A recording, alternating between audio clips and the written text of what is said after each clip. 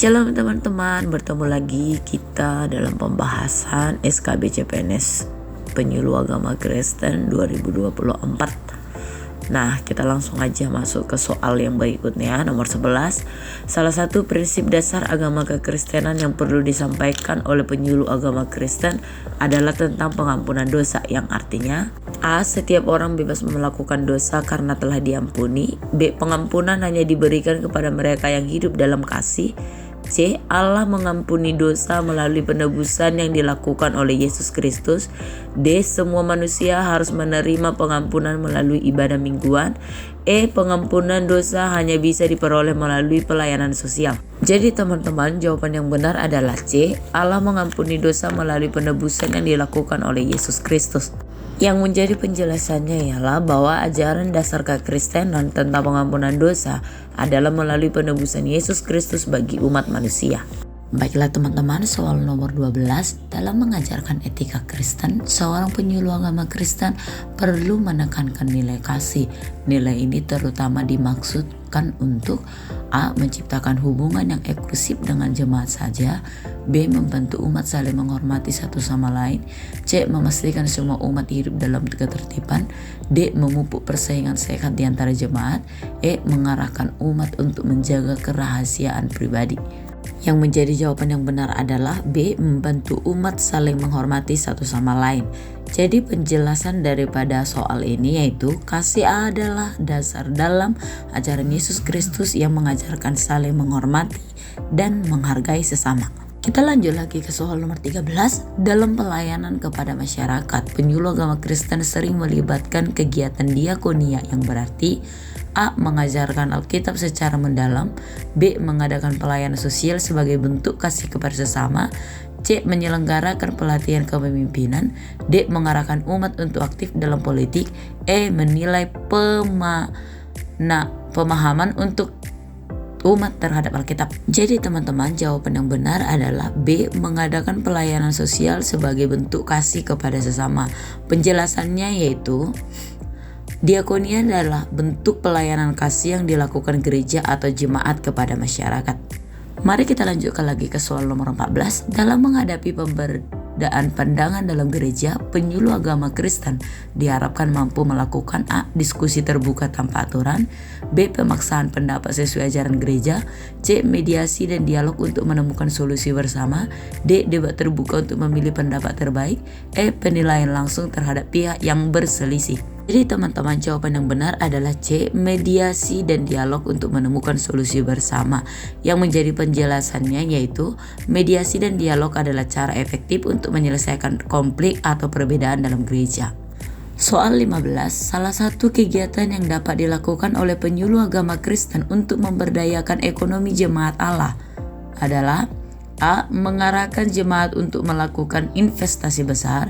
B. Menyediakan bantuan keuangan tanpa syarat. C. Mengadakan pelatihan keterampilan usaha dan kerja.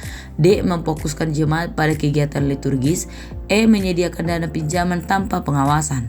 Jadi jawaban yang benar adalah C. Mengadakan pelatihan keterampilan usaha dan kerja. Yang menjadi penjelasannya yaitu memberdayakan ekonomi jemaat bisa dilakukan melalui pelatihan yang meningkatkan keterampilan dan peluang usaha.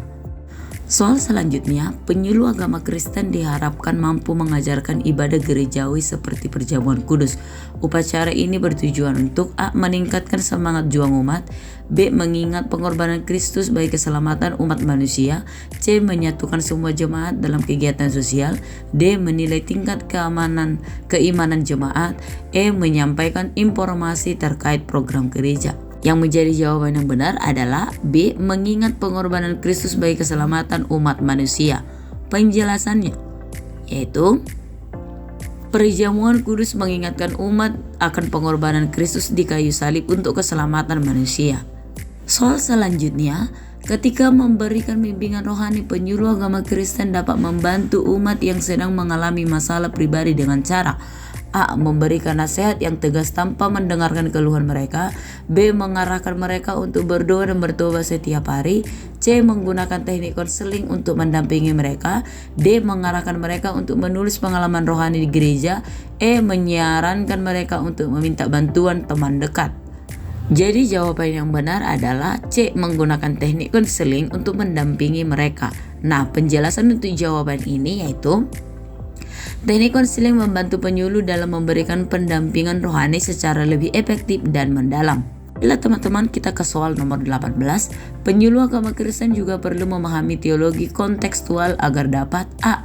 menyampaikan ajaran Kristen dalam bahasa asing, B. mengajarkan Alkitab sesuai tradisi gereja tertentu, E. menyesuaikan ajaran Kristen dengan konteks budaya setempat, D. mengembangkan ajaran Kristen baru sesuai tren terkini, E. mengubah isi ajaran sesuai dengan perkembangan zaman. Jawaban yang benar dalam soal ini adalah C. menyesuaikan ajaran Kristen dengan konteks budaya setempat. Yang menjadi penjelasannya yaitu bahwa teologi kontekstual memungkinkan penyuluh untuk menyampaikan ajaran sesuai dengan budaya masyarakat setempat agar lebih mudah dipahami. Kita lanjut lagi ke soal 19. Salah satu manfaat dari penggunaan media digital dalam pelayanan agama adalah A. menghilangkan kebutuhan akan pertemuan ibadah langsung, B. memudahkan penyebaran ajaran agama secara luas dan cepat, C. menyederhanakan ritual ibadah yang sudah ada, D. mengurangi kebutuhan tenaga penyuluh agama, E. mempromosikan kehidupan beragama secara tertutup. Jadi jawaban dalam soal ini yaitu B. memudahkan penyebaran ajaran agama secara luas dan cepat. Yang menjadi penjelasannya adalah media digital memudahkan penyuluh untuk menyampaikan pesan agama secara lebih luas dan efisien. Oke teman-teman, kita akan lanjut lagi ke soal yang nomor 20. Salah satu aspek penting dari etika dan profesionalisme yang perlu diperhatikan oleh penyuluh agama Kristen dalam menjalankan tugasnya adalah A. menunjukkan keteladanan dalam berperilaku, B. memastikan semua jemaat patuh kepada penyuluh, C. mengutamakan kepentingan pribadi di atas kepentingan jemaat, D. menghindari interaksi dengan jemaat secara langsung, E. memberikan nasihat tanpa mempertimbangkan kebutuhan jemaat. Yang menjadi jawaban yang benar untuk soal ini yaitu A. menunjukkan keteladanan dalam berperilaku.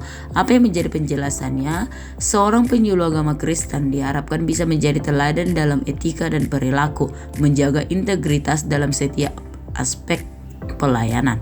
Baiklah teman-teman, sampai di sini dulu pembahasan kita mengenai soal-soal penyuluh agama Kristen, dan kita akan bertemu kembali di video selanjutnya. Shalom, Tuhan Yesus memberkati.